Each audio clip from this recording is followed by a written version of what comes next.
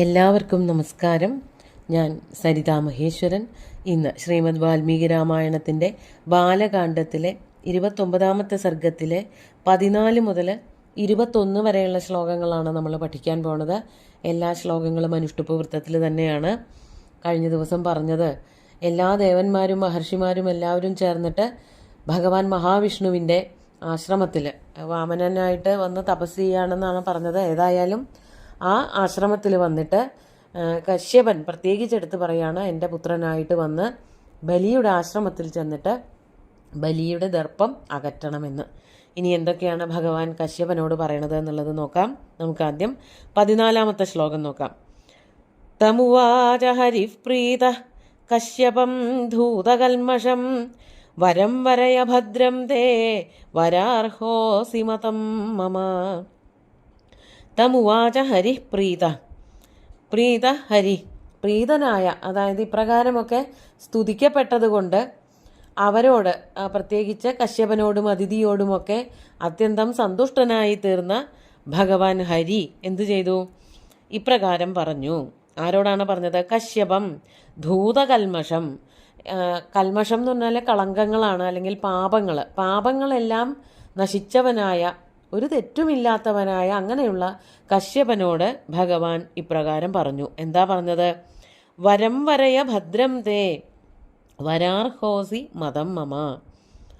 മമ മതം, എൻ്റെ അഭിപ്രായത്തിൽ അങ്ങ് വരാർഹ അസി, അങ്ങ് വരം അർഹിക്കുന്നവനാണ്. എൻ്റെ അനുഗ്രഹം കൈപ്പറ്റാൻ അതിനുള്ള അർഹതയുള്ള ആളാണ് കശ്യപ പ്രജാപതി എന്നർത്ഥം. അതുകൊണ്ട് ഭദ്രം വരം വരയാ, ഏറ്റവും മംഗളകരമായിട്ടുള്ള വരം എന്താണെന്നുണ്ടെങ്കിൽ ചോദിച്ചോളൂ, അത് ഞാൻ അങ്ങേക്ക് നൽകാം എന്നർത്ഥം. അപ്പോൾ കശ്യപൻ എന്ത് ചെയ്തു? 15ാമത്തെ ശ്ലോകം നോക്കാം.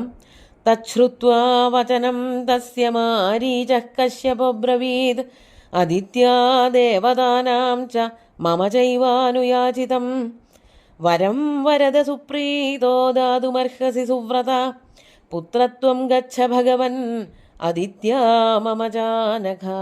16ാമത്തെ ശ്ലോകം കൂടി കൂട്ടി പറഞ്ഞാലാണ് നമുക്കതിൻ്റെ അർത്ഥം കിട്ടുക. തച്ഛ്രുത്വാ വചനം തസ്യ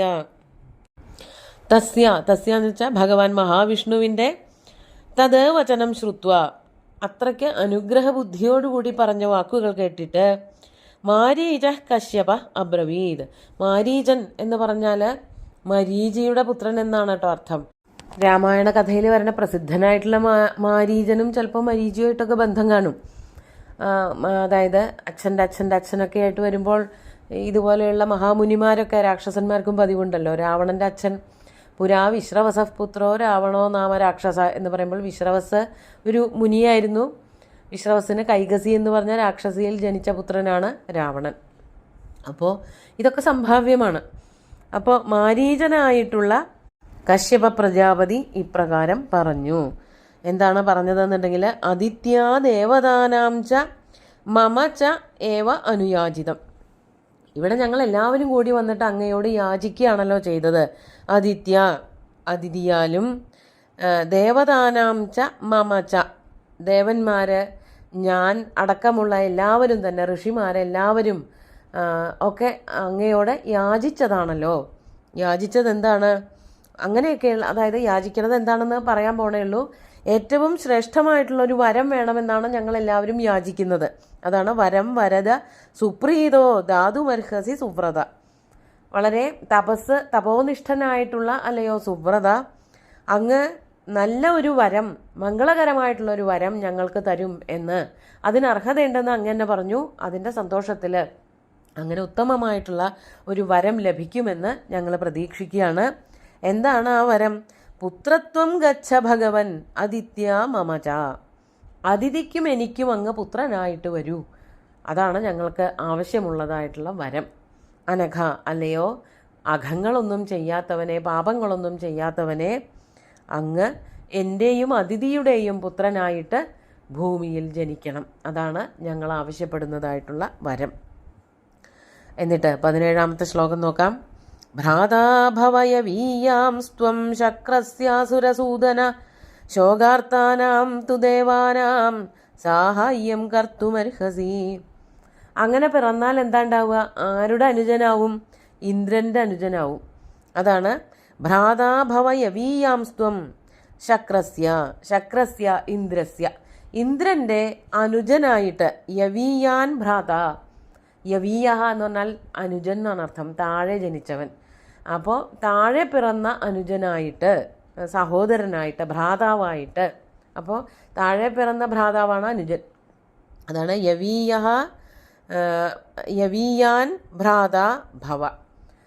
അതുകൊണ്ടാണ് ഭഗവാൻ മഹാവിഷ്ണുവിനെ ഉപേന്ദ്രൻ എന്നൊക്കെ വിളിക്കുന്നത്. ഇന്ദ്രൻ്റെ താഴെ പിറന്നവൻ എന്നുള്ള അർത്ഥത്തിൽ ഉപേന്ദ്രൻ എന്ന് വിളിക്കാറുണ്ട്. അങ്ങനെ എനിക്കും അതിഥിക്കും പുത്രനായിട്ട് ജനിച്ച് ശോകാർത്താനാം ദേവാനാം സാഹായ്യം കർത്തും അർഹസി. ശോകാർത്തന്മാരായിട്ടുള്ള ദേവന്മാർക്ക് സഹായം ചെയ്തു കൊടുക്കണം എന്ന് ഞാനിതാ പ്രാർത്ഥിക്കുന്നു. അപ്പോൾ എൻ്റെയും അതിഥിയുടെയും പുത്രനായിട്ട് ജനിച്ച ദേവന്മാർക്ക് സഹായം ചെയ്തു കൊടുക്കണം, മഹാബലിയുടെ അഹങ്കാരം തീർത്തു കൊടുക്കണം എന്നർത്ഥം. എന്നിട്ട് ഈ സിദ്ധാശ്രമത്തിന് സിദ്ധാശ്രമം എന്ന് പേര് കൊടുക്കുന്നത് കശ്യപനാണ്. അതാണ് അടുത്ത ശ്ലോകത്തിൽ 18ാമത്തെ ശ്ലോകം നോക്കാം. അയം സിദ്ധാശ്രമോ നാമ പ്രസാദാത്തേ ഭവിഷ്യതി സിദ്ധേ കർമ്മണി ദേവേശ ഉത്തിഷ്ഠ ഭഗവന്നിത. അയം സിദ്ധാശ്രമോ നാമ പ്രസാദാത്തേ ഭവിഷ്യതി. അയം ആശ്രമ, അങ്ങിപ്പോൾ ഇത്രയും കാലം ഇരുന്ന് തപസ് ചെയ്തിട്ടുള്ളതായ ഈ ആശ്രമം ഉണ്ടല്ലോ, അത് ഇന്നു മുതൽ സിദ്ധാശ്രമം എന്ന പേരിൽ അറിയപ്പെടും. തേ പ്രസാദാത് ഭവിഷ്യതി, അങ്ങയുടെ പ്രസാദം കൊണ്ട്, അങ്ങയുടെ അനുഗ്രഹം കൊണ്ട് ഈ ആശ്രമത്തിന് സിദ്ധാശ്രമം എന്ന് പേര് ലഭിക്കട്ടെ. എന്തുകൊണ്ടാണ് ആ പേര് കൊടുക്കുന്നത് എന്നുള്ളത് അടുത്ത വരിയിൽ പറയാണ്. സിദ്ധേ കർമ്മണി, ഇവിടെ വെച്ചിട്ടാണല്ലോ കർമ്മങ്ങളൊക്കെ സിദ്ധമായത്. അതായത് അങ്ങ് ഇവിടെ ഇത്ര കാലം തപസ് ചെയ്തത് എന്തിനു വേണ്ടിയിട്ടായിരുന്നു എന്നുള്ളത്, അതിൻ്റെ ഒരു പ്രയോജനം വരണത് മഹാബലിയുടെ ആ ദർപ്പത്തെ അമർച്ച ചെയ്യുക എന്നുള്ളതാണ്. ആ ഒരു സിദ്ധിയാണ് ഇവിടെ സംഭവിച്ചത് എന്നുള്ളത് കൊണ്ട് കർമ്മണി സിദ്ധേ, അത് ഭഗവാന്റെ കാര്യത്തിൽ മാത്രമല്ല, അവിടെ കൂടിയിരിക്കുന്ന എല്ലാ ദേവന്മാരുടെയും മഹർഷിമാരുടെയും ഒക്കെ ഒരു കാര്യം അവിടെ പ്രയോജനമായിട്ട് ഭവിച്ചു എന്നുള്ളത് കൊണ്ടാണ് ആ ആശ്രമത്തിന് സിദ്ധാശ്രമം എന്ന് പേര് വന്നിരിക്കുന്നത്, അല്ലെങ്കിൽ പേര് വരുന്നത്. എന്നിട്ട് പറയാണ്, അല്ലയോ ദേവേശ ഭഗവൻ ഇതാ ഉത്തിഷ്ഠ, ഇവിടെ നിന്ന് പുറപ്പെടൂ, ഞങ്ങളുടെ കൂട്ടത്തിൽ വരൂ. അതായത് എൻ്റെയും അതിഥിയുടെയും പുത്രനായിട്ട് നേരെ മഹാബലിയുടെ യാഗസ്ഥലത്തേക്ക് ചെന്നോളൂ എന്ന് കശ്യപൻ ഭഗവാനോട് അഭ്യർത്ഥിക്കുകയാണ് ചെയ്യുന്നത്. ഇനി അതിഥിയുടെ പുത്രനായിട്ട് ജനിക്കണ കഥയൊന്നും വിസ്തരിച്ച് പറയണില്ല. അതൊക്കെ പെട്ടെന്ന് ദിവ്യമായിട്ടുള്ള പ്രവൃത്തികളാണല്ലോ, അതൊക്കെ വേഗം സംഭവിച്ചു. അതാണ് 19ാമത്തെ ശ്ലോകം നോക്കാം. അഥ വിഷ്ണുർമഹാതേജ ആദിത്യാം സമജായത വാമനം രൂപമാസ്ഥായ വൈരോചനിമുപാഗമത്. അഥ അനന്തരം വിഷ്ണു മഹാതേജസ്വിയായിട്ടുള്ള തപസ്സൊക്കെ ചെയ്തിട്ട് ഏറ്റവും അധികം തേജസ്വിയായി, ഒന്നുകൂടിയും തേജസ്വിയായി ഭവിച്ച ഭഗവാൻ മഹാവിഷ്ണു ആദിത്യാം സമജായത, അതിഥിയുടെ പുത്രനായിട്ട്, അതിഥിക്കും കശ്യപനുമായിട്ടുള്ള പുത്രനായിട്ട് വാമനനായിട്ട് ജനിച്ചു. അങ്ങനെ വാമനം രൂപമാസ്ഥായ, വാമന രൂപം സ്വീകരിച്ചിട്ട് വൈരോചനിം ഉപാഗമത്, വൈരോചനി എന്ന് പറഞ്ഞാൽ വിരോചനന്റെ പുത്രനായിട്ടുള്ള മഹാബലിയുടെ യാഗസ്ഥലത്തേക്ക് പുറപ്പെട്ടു എന്നർത്ഥം. അവിടേക്ക് ചെന്നു, ഉപാഗമത് സമീപിച്ചു എന്നർത്ഥം, യാഗശാലയിലേക്ക് എത്തി. അടുത്ത ശ്ലോകം 20ാമത്തെ ശ്ലോകം നോക്കാം. ആസാദ്യ യജമാനം തമുവാച ഭഗവാൻ ഹരി സ്വസ്തിതേസ്തു മഹാരാജ യജ്ഞശ്ചാദീവ ശോഭതേ. 21 കൂടി ചൊല്ലാം. വയം ദാനാർത്ഥിനോ രാജൻ ശ്രുത്വാ യജ്ഞമനുത്തമം ത്വാം ദൃഷ്ട്വാ തവ യാഗേഷു കിഞ്ചിൽ ലബ്ധുമിഹാഗതാഃ. ആ യാഗസ്ഥലത്തേക്ക് ചെന്നിട്ട് ആസാദ്യ യജമാനം തം ഭഗവാൻ ഹരി ഉവാച, ഭഗവാൻ ഹരി ആസാദ്യ, ഭഗവാൻ ഹരി ആ യാഗസ്ഥലത്തേക്ക് ചെന്നിട്ട് യജമാനനായിട്ടുള്ള മഹാബലിയോട്, വിരോചനപുത്രനായിട്ടുള്ള മഹാബലിയോട് ഇപ്രകാരം പറഞ്ഞു. എന്താണ് പറയണത്? തേ സ്വസ്തി അസ്തു, അങ്ങയ്ക്ക് മംഗളമുണ്ടാവട്ടെ. ആദ്യം തന്നെ യാചനയുടെ കാര്യമല്ല പറയണത്, ഒരു ബ്രാഹ്മണ വേഷധാരിയായിട്ടാണല്ലോ, വടുരൂപം എടുത്തിട്ടാണല്ലോ പോണത്. അപ്പോൾ അവിടെ ചെല്ലുമ്പോൾ മംഗളകരങ്ങളായിട്ടുള്ള വാക്കുകളാണ് ആദ്യം പറയണത്. അങ്ങയ്ക്ക് എല്ലാവിധ സൗഭാഗ്യങ്ങളും എല്ലാവിധ മംഗളങ്ങളും ഉണ്ടാകട്ടെ. അല്ലയോ മഹാരാജാവേ, യജ്ഞശ്ച അതീവ ശോഭതേ, യജ്ഞവും വളരെ ഭംഗിയായിട്ട് നടക്കുന്നുണ്ട് എന്നുള്ളത് ഇവിടെ വന്ന് നോക്കുമ്പോൾ മനസ്സിലാക്കാൻ സാധിക്കുന്നുണ്ട്. നല്ല ഭംഗിയായിട്ട് വേണ്ട വിധത്തിലെ ക്രമമായിട്ട് വിധിപ്രകാരം യാഗം നടക്കുന്നുണ്ട്. ഞങ്ങൾ ആരാണ്? വയം ദാനാർത്ഥിന. ബഹുവചനത്തിലാണ് പറയണത്, ഒരാളെ ചെന്നിട്ടുള്ളൂ എങ്കിലും നമ്മൾ ദാനാർത്ഥികളാണ്. അതായത് ഞാനിപ്പോൾ ഇവിടെ വന്നിരിക്കുന്നത് എന്തെങ്കിലും ദാനം ലഭിക്കുമോ എന്നറിയാൻ വേണ്ടിയിട്ടാണ്. അല്ലയോ രാജൻ, ശ്രുത്വാ യജ്ഞം അനുത്തമം, അനുത്തമം യജ്ഞം ശ്രുത്വാ. ഇങ്ങനെ ഒരു യാഗം ഭൂമി ലോകത്തിൽ നടന്നിട്ടേ ഇല്ല. അനുത്തമം എന്ന് പറഞ്ഞാൽ ഉത്തമത്തിനേക്കാളും കേമാണ്. അതീവ ഉത്തമം, ഏറ്റവും ശ്രേഷ്ഠമായിട്ടുള്ള, ഇനി ഇതിൽ കൂടുതൽ ക്രമമായിട്ടോ വിധിപ്രകാരമോ ഏറ്റവും സുന്ദരമോ ആയിട്ട് ഇനി നടത്താൻ പറ്റില്ല. അതുകൊണ്ടാണ് അവിടെ അനുത്തമം എന്ന് പറയുന്നത്. അനുത്തമമായിട്ടുള്ള ഈ യജ്ഞത്തെ പറ്റി കേട്ടറിഞ്ഞ് വരികയാണ് ഞാൻ എന്തെങ്കിലും ഇവിടെ നിന്ന് കിട്ടുമോ എന്നറിയാൻ വേണ്ടിയിട്ട്, ദാനമായിട്ട് വല്ലതും ലഭിക്കാൻ പറ്റുമോ എന്നറിയാൻ വേണ്ടി വന്നതാണ്. ത്വാം ദൃഷ്ട്വാ, അങ്ങയെ കണ്ടപ്പോൾ, തവ യാഗേഷു, അങ്ങയുടെ യാഗങ്ങളിൽ, അതായത് ഒരു യാഗമല്ല, ചെറിയ കുറേ യാഗങ്ങൾ ഉണ്ടാവുമല്ലോ, ആ യാഗങ്ങളിൽ നിന്നും കിഞ്ചിൽ ലബ്ധും ഇഹ ആഗത, എന്തെങ്കിലുമൊക്കെ വളരെ കുറച്ചെന്തെങ്കിലും യാഗം സ്ഥലത്ത് നിന്ന് ദാനമായിട്ട് കിട്ടുമെന്ന് കരുതിയിട്ട് ഇവിടെ വന്നേക്കാണ് എന്ന് മഹാബലിയോട് വാമന മൂർത്തിയായിട്ടുള്ള ഭഗവാൻ അറിയിക്കുകയാണ് ചെയ്യണത്. അത് കേട്ട് മഹാബലിക്ക് വളരെയധികം സന്തോഷമാവുകയാണ്. അതൊക്കെ അടുത്ത ദിവസം നോക്കാം. ഇന്നത്തെ ശ്ലോകങ്ങൾ ഒന്നുകൂടി ചൊല്ലി നോക്കാം.